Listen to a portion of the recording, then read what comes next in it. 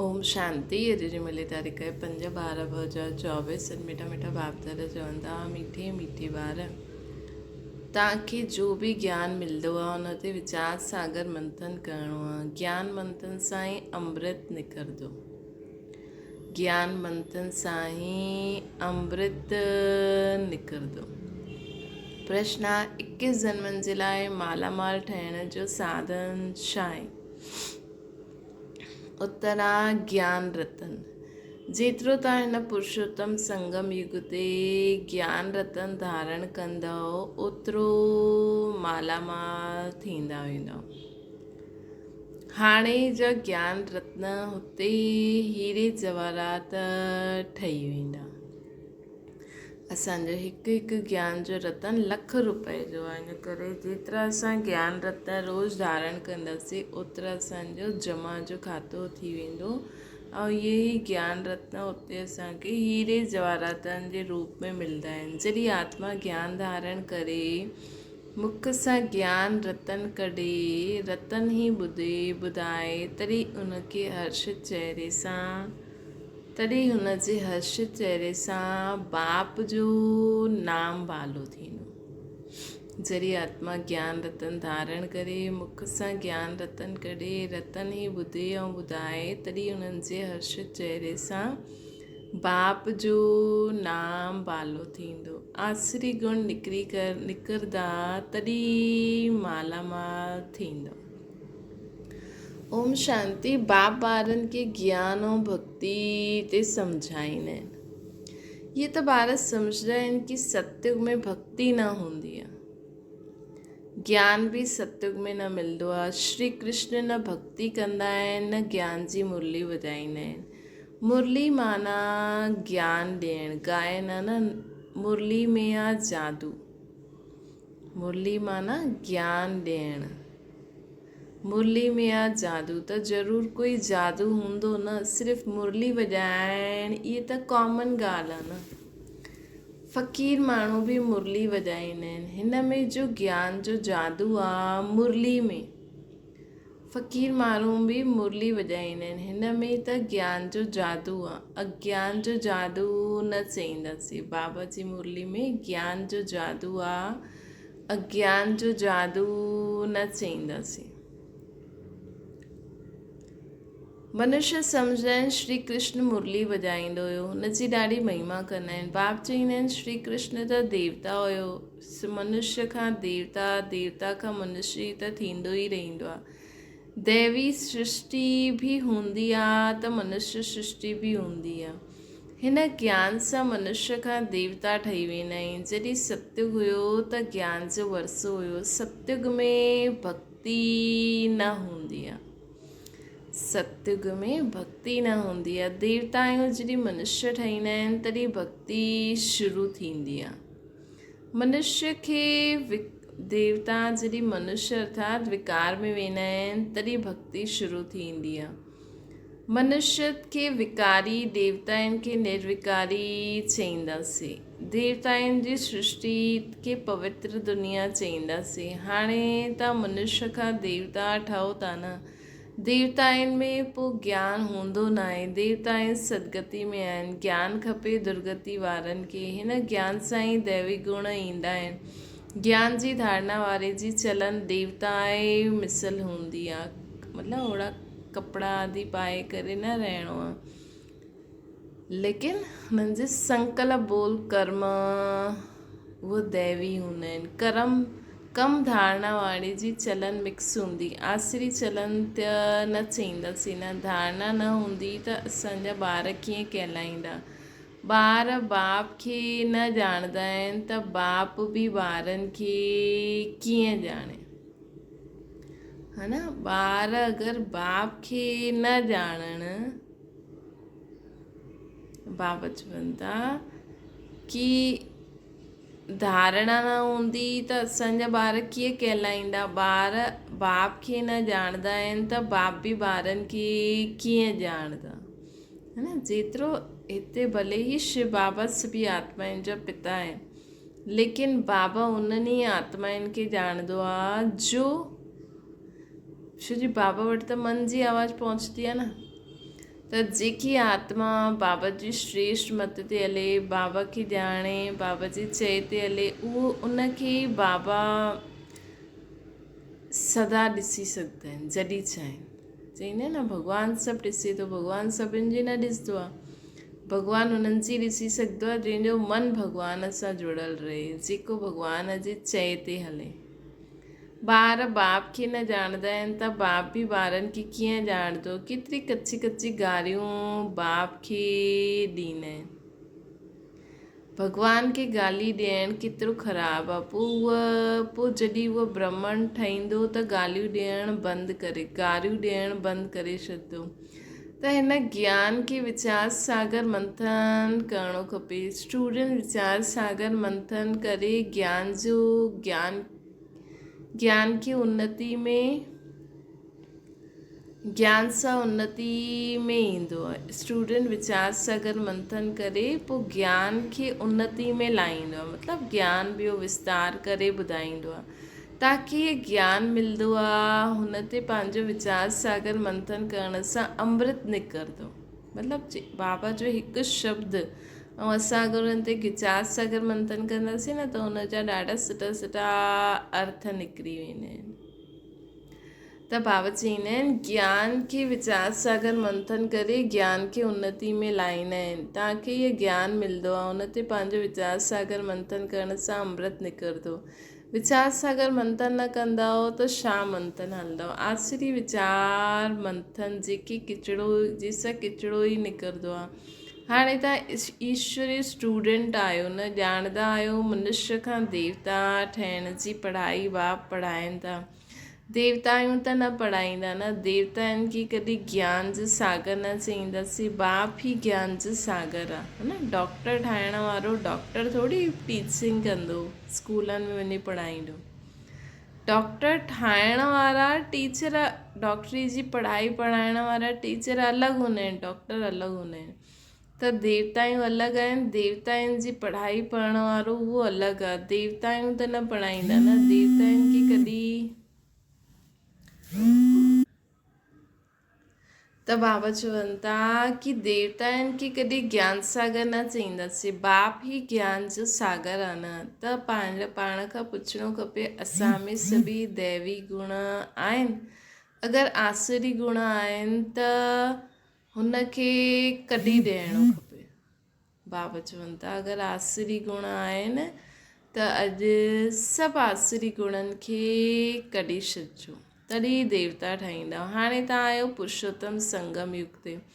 पुरुषोत्तम ठहो था त वातावरण बि ॾाढो सुठो हुजिणो खपे। छी ॻाल्हियूं मुख सां न कढणियूं खपनि, न त किथे वेंदा त कम दर्जो त न त चइबो कि इहो कम दर्जे वारो आहे। वातावरण सां झटि पतो पइजी वेंदो आहे। मुख सां वचन ई दुख ॾियण वारा निकिरंदा आहिनि। तव्हां ॿारनि खे बाप जो नाम बालो करिणो आहे, सदैव मुखड़ो हर्षित रहणो खपे। उहो कॾहिं रहंदो जॾहिं असां सदा बाप जी श्रेष्ठ मत ते हलंदासीं, बाबा जे चए ते हलंदासीं। मुख सां सदैव रतन ई निकिरनि। ये लक्ष्मी नारायण केतिरा हर्षित मुख आहिनि। इन्हनि जी आत्मा ज्ञान रतन धारण कया हुई, मुख सां इहे रतन कढंदा हुया, रतन ई ॿुधंदे ॿुधाईंदा हुया। केतिरी ख़ुशी रहणी खपे। हाणे तव्हां जो ज्ञान रत्न वठो था उहो पोइ सचा हीरा जवाहरात ठही वेंदा। नव रत्ननि जी माला कोई हीरे जवाहरातनि जी न आहे, इहे चैतन्य रत्ननि जी माला आहे। नव रत्ननि जी माला, ये चैतन्य रत्ननि जी माला आहे। मनुष्य माण्हू पोइ उहा रतन सम्झी अंगूठी आदि पाईंदा आहिनि। ज्ञान रतन जी माला हिन पुरुषोत्तम संगम युग ते ई ठहींदी आहे। इहा रतन ज्ञान रतन जी माला हिन पुरुषोत्तम संगम युग ते ई ठहींदी आहे। इहे रतन ई हिकु जन्मनि जे लाइ मालामाल ठाहे ॾींदा आहिनि, जेके कोई लूटे न सघे। इहे पाइण त झटि, इहे हिते पाईंदव त झटि लूटे बि वेंदा। त पंहिंजे खे ॾाढो समझदार ठहिणो आहे। आसुरी गुणनि खे कढंदा वञो। बाबा चवनि था आसरी गुणनि खे कढंदा वञो। आसरी गुण वारनि जी शिकल ई अहिड़ी हूंदी थी वेंदी आहे। क्रोध में त लाल तांबो मिसल थी वेंदो आहे। काम विकार वारो त हिकदमि कारो मुंहुं वारो थी वेंदो आहे।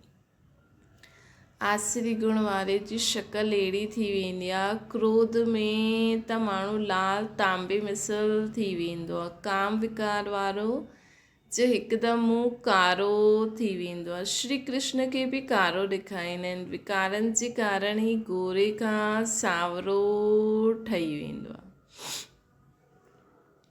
तव्हां ॿारनि खे हर हिकु ॻाल्हि जो वीचार सागर मंथन करणो खपे। हीअ पढ़ाई आहे ॾाढो धन पाइण जी। तव्हां ॿारनि खे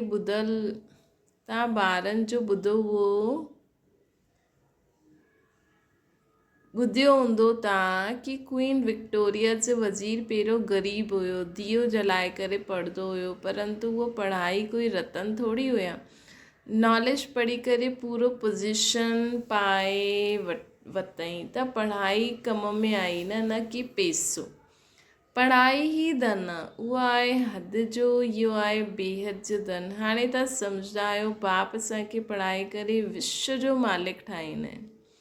हुते त धन कमाइण जे लाइ पढ़ाई न पढ़ंदा न, हुते त हाणे जी पुरुषारथ जे सां अकीचार अथाह धन मिलंदो। धन अविनाशी ठही वेंदो आहे न। देवताउनि वटि ॾाढो ई धन हूंदो, पोइ वाम मार्ग में वेंदा त रावण राज्य में ईंदा आहिनि। पोइ वाम मार्ग में वेंदा आहिनि, रावण राज्य में ईंदा आहिनि त बि एतिरो धन हुयो, तॾहिं त एतिरा मंदर आदि ठाहिराइनि, सोमनाथ जो मंदरु। पोइ मुस्लिम अची करे लूटे आहे। केतिरा धनवान हुया। अॼुकल्ह जी पढ़ाई सां एतिरो धनवान न ठही सघंदा आहिनि, लेकिन बाबा जी पढ़ाई सां असां विश्व जो मालिक ठही सघंदा आहियूं। असां वटि सोने हीरे जा महल हूंदा। सोचो, सिर्फ़ु सृष्टि चक्कर जो ज्ञान बुद्धि में धारण करे आत्मा परमात्मा टिनी लोकनि टिनी कालनि के ध्यान में जो ज्ञान बुद्धि में धारण करे हर संकल्प बोल कर्म करो त तव्हां लक्ष्मी नारायण जहिड़ो पद पाए वठंदो। केॾो सहज आहे न।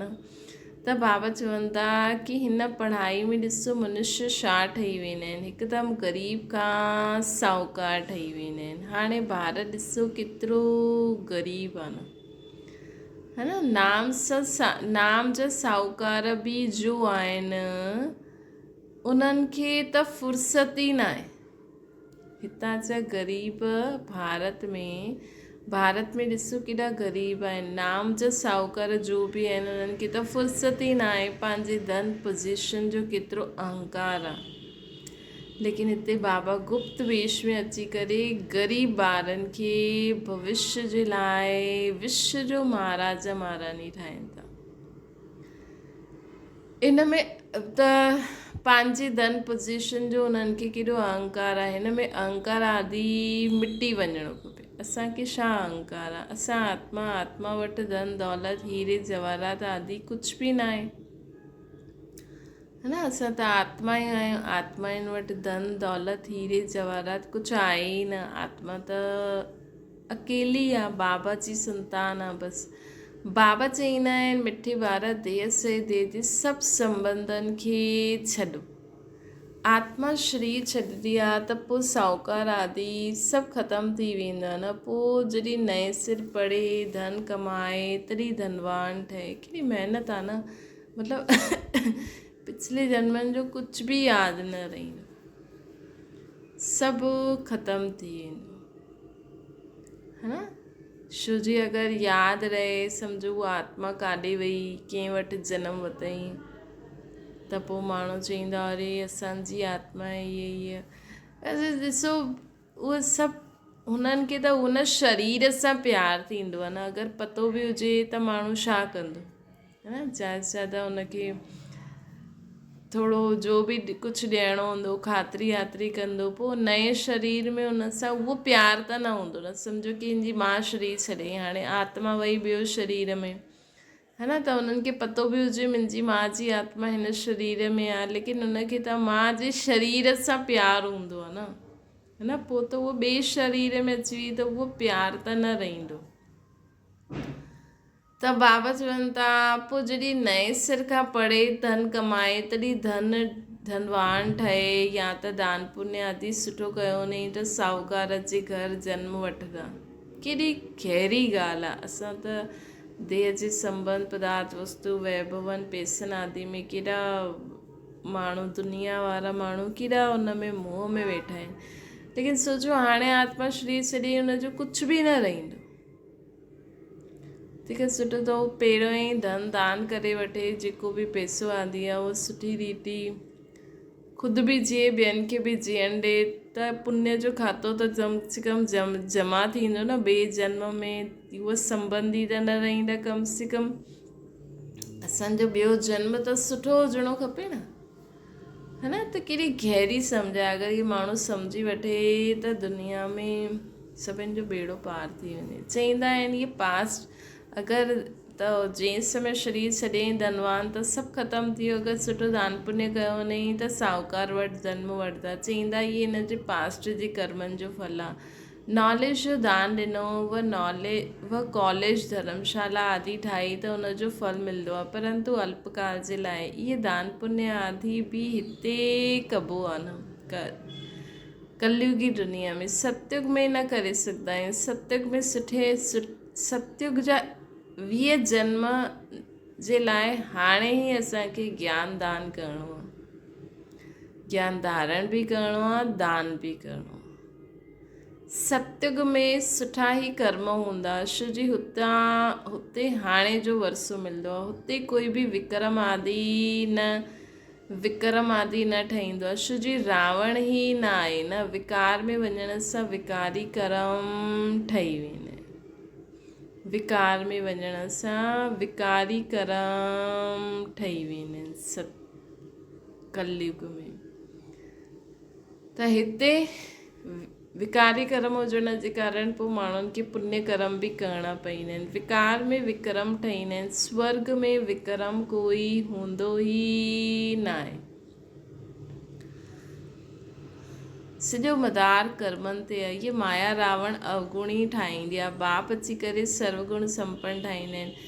रामवंशी रावण वंशियुनि जी युद्ध हलंदी आहे। तव्हां राम जा ॿार आहियो, केतिरा सुठा ॿार माया सां हार खाई वठंदा आहिनि न। बाबा नाम न बतलाईंदा आहिनि, पोइ बि उमेदु रखंदा आहिनि अधम ते अधम जो उद्धार करिणो हूंदो आहे न। बाबा खे सॼे विश्व जो उद्धार करिणो आहे। बाबा खे त पूरी विश्व जो उद्धार करिणो आहे। रावण जे राज्य में हाणे अधर्म गति खे पाया आहिनि। बाप त बचाइण जी युक्ति ॿुधाईंदा रहंदा आहिनि, रोज़ सम्झाईंदा रहंदा आहिनि। पोइ बि ॿार किरी पवंदा आहिनि त अधम जा अधम ठही वेंदा आहिनि। उहो बि उहो पोइ एतिरो चढ़ी न सघंदा आहिनि।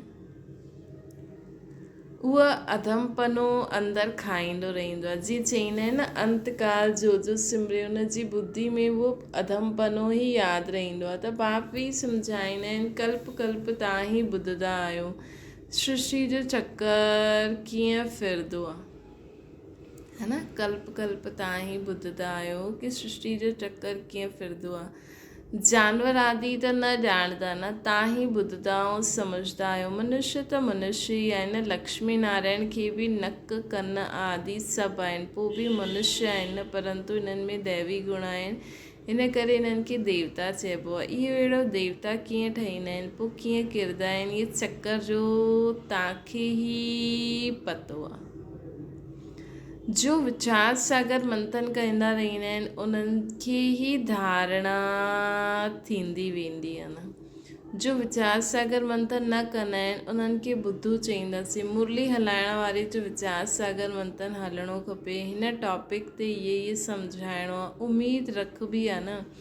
हाणे न सम्झंदव परंतु अॻियां हली करे ज़रूरु सम्झंदा। अगरि हाणे नथा सम्झनि त अॻियां हली करे ज़रूरु सम्झंदा। उमेदु रखणु माना सर्विस जो शौक़ु रखणु।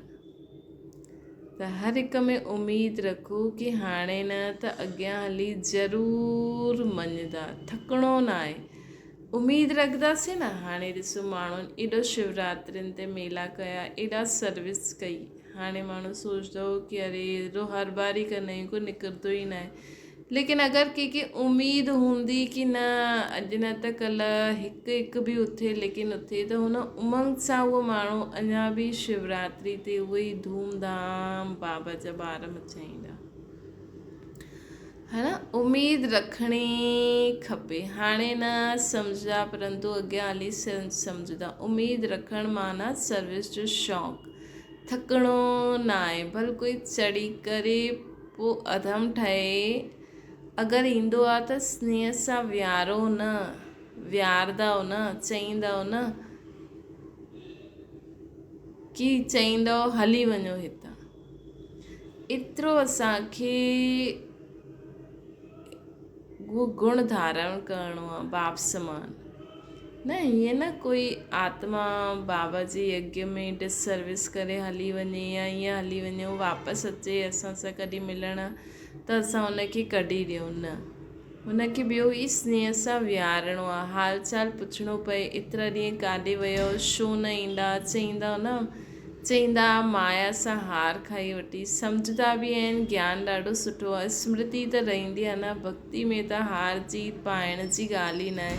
इहे नॉलेज आहे, हिनखे धारण करिणो आहे। तव्हां जेसि ताईं ब्रह्मन न ठहो तेसि ताईं देवता न ठही सघो। क्रिश्चन, बौद्धी, पारसी आदि में ब्राह्मण थोरी हूंदा आहिनि, ब्राह्मणनि जा ॿार ब्राह्मण हूंदा आहिनि। इहे ॻाल्हियूं हाणे तव्हां सम्झंदा आहियो, तव्हां ॼाणंदा आहियो। अलफ़ खे यादि करिणो आहे।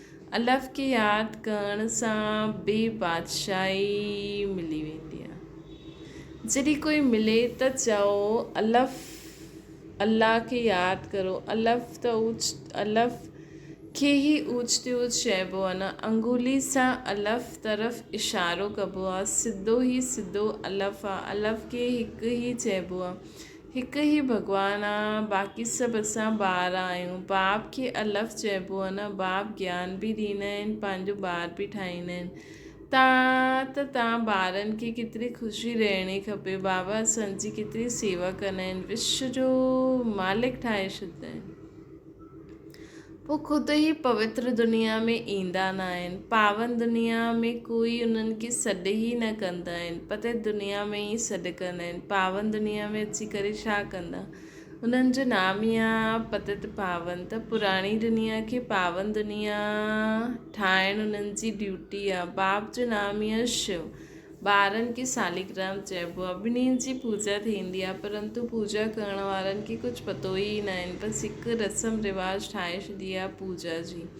देवियुनि जी बि फर्स्ट क्लास हीरे मोतियुनि जी माला आदि उन्हनि खे पाईंदा आहिनि, पूजा कंदा आहिनि। उहे त मिटी जो लिंग ठाहींदा आहिनि ऐं तोड़े ॾींदा आहिनि। ठाहिण में महिनत न लॻंदी आहे, देवियुनि खे ठाहिण में महिनत लॻंदी आहे।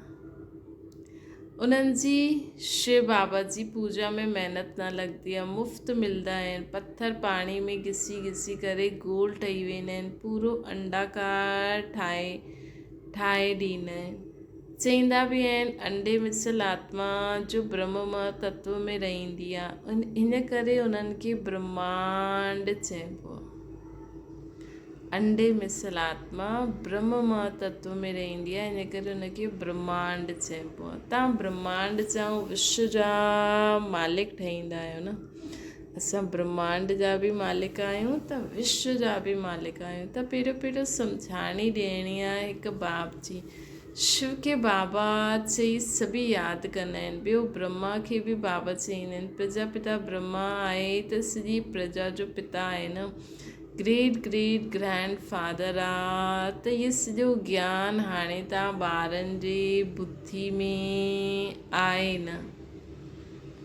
जंहिंजे बुद्धि में हूंदो नंबरवार, उहो ई माला जा दाणा ठहींदा। ऐं पवित्रता त आहे, प्रजा पवित्र रहंदा तॾहिं त धारणा थींदी न। प्रजापिता ब्रह्मा खे चईंदा आहिनि ॾाॾा। प्रजापिता ब्रह्मा त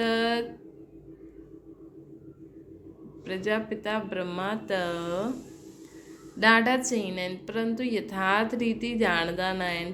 ब्रह्मा कंहिंजो ॿारु आहे, तव्हां चईंदा परम पिता परमात्मा जो। शिव बाबा इन्हनि खे एडॉप्ट कई त इहे शरीरधारी थी विया न। ईश्वर जी सभी औलाद आहिनि। पोइ जॾहिं शरीर मिलंदो आहे त प्रजापिता ब्रह्मा जी एडॉप्शन चईंदा आहिनि। पहिरियों शरीर सां ब्रह्मा बाबा खे शिव बाबा एडॉप्ट कई। उहा एडॉप्शन न आहे। छा आत्माउनि खे परमात्मा एडॉप्ट कई? न, तव्हांखे एडॉप्ट कई न। बाबा असांखे हाणे शरीर सां एडॉप्ट कयो अथई। निराकार रूप में त असां आहियूं शिव बाबा जा ॿार। हाणे तव्हां आहियो ब्रह्म कुमार कुमारियूं। शिव बाबा एडॉप्ट न कंदा आहिनि। सभी आत्मायूं अनादि अविनाशी उन्हनि जा ॿार आहिनि। लेकिन शिव बाबा हाणे ब्रह्मा द्वारा असांखे एडॉप्ट कयो अथई। सभी आत्माउनि जो पंहिंजो पंहिंजो शरीर आहे, पंहिंजो पंहिंजो पार्ट मिलियलु आहे न, जो वॼाइणो ई आहे। इहे पार्ट ई अनादि अविनाशी परंपरा खां हलंदो ई आयो आहे। उन्हनि जो आदि अंत न चईंदासीं। उन्हनि जे पार्ट खे आदि अंत न चईंदासीं। अच्छा, मतिलबु इहे पार्ट वॼंदो ई रहंदो आहे। कॾहिं हिन जी आदि थींदी आहे, आदि अंत न चईंदासीं। हिन जो हलंदो ई रहंदो आहे। ब्रह्मा बाबा जो त ॾिसो पूरो ई 5,000 सां हलंदो ई रहंदो आहे। वरी मथे, वरी हेठि, वरी हेठि, वरी ईअं हलंदो ई रहंदो आहे। कोई आदि अंत न आहे। पोइ हाणे असांजो पाठ हिते आहे, पोइ परमधाम में हूंदो, पोइ स्वर्ग में हूंदो। अच्छा, मीठी मीठी सिकलटे ॿारनि प्रति माता पिता बाप दादा जो यादि प्यार ऐं गुड मॉर्निंग। रूहानी बाप जी सभिनि रूहानी ॿारनि खे नमस्ते। असांजी बि रूहानी माता पिता बाप दादा खे यादि प्यार गुड मॉर्निंग ऐं नमस्ते। धारणा जे लाइ मुख्य सार, पंहिंजी साहूकारी पोजीशन आदि जो अहंकार मिटाए ॾियणो। अविनाशी ज्ञान धन सां स्वयं खे मालामाल ठाहिणो आहे। सर्विस में कॾहिं बि थकिणो न आहे। ॿियो आहे वातावरण खे सुठो रखण लाइ सिधे मुख सां ज्ञान रत्न ई निकिरंदा रहनि। दुख ॾियण वारा बोल न निकिरनि। असांजे मुख सां दुख ॾियण वारा बोल कॾहिं बि न निकिरनि। मतिलबु अहिड़े बोल जंहिंसां ॿियनि खे दुख थिए, इहे ध्यानु रखिणो आहे। हर्षित मुख रहणो आहे। वरदान आहे, कहिड़े बि वायुमंडल में मन बुद्धि के सेकंड में एकाग्र करण वारा सर्वशक्ति संपन्न ठहो। बाप दादा सभी ॿारनि खे सर्वशक्तियुनि जे वरसो ॾिनो अथई। यादि जी शक्ति जो अर्थ आहे मन बुद्धि खे जाते चाहो लॻाइणु, हुते लॻी वञे। मन बुद्धि खे जाते, यादि जी शक्ति जो अर्थ आहे मन बुद्धि खे जाते लॻाइणु चाहियो, हुते लॻी वञे मन बुद्धि। कहिड़ो बि वायुमंडल जे विच में पंहिंजी मन बुद्धि खे सेकंड में एकाग्र करे वठो। परिस्थिति हलचल जी हुजे, वायुमंडल तमोगुणी हुजे, माया पंहिंजो ठाहिण जो प्रयत्न करे, पोइ बि सेकंड में एकाग्र थी वञो। अहिड़ी कंट्रोलिंग पावर हूंदी तॾहिं चईंदासीं सर्वशक्ति संपन्न। स्लोगन आहे, विश्व कल्याण जी ज़िम्मेवारी ऐं पवित्रता जे लाइट जो ताज पाइण वारा ही डबल ताजदारी आहिनि। विश्व कल्याण जी ज़िम्मेवारी, पवित्रता जो ताज, लाइट जो ताज पाइण वारा ही डबल लाइट ठाहींदा आहिनि। अच्छा, ओम शांति। बाबा खे यादि करो।